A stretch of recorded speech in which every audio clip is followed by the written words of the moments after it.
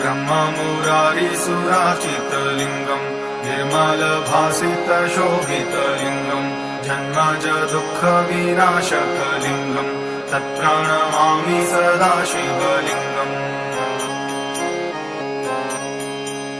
देवमुनिप्रवराजितलिङ्गम् कामदहं करुणाकरलिङ्गम् रावणदर्पविनाशनलिङ्गम् तत्प्रणमामि सदा शिवलिङ्गम्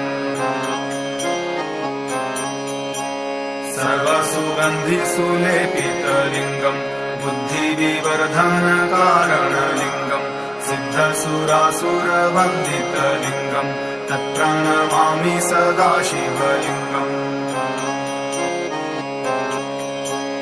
कनकमहामणिभूषितलिङ्गम् फणिपतिवेष्टितशोभितलिङ्गम्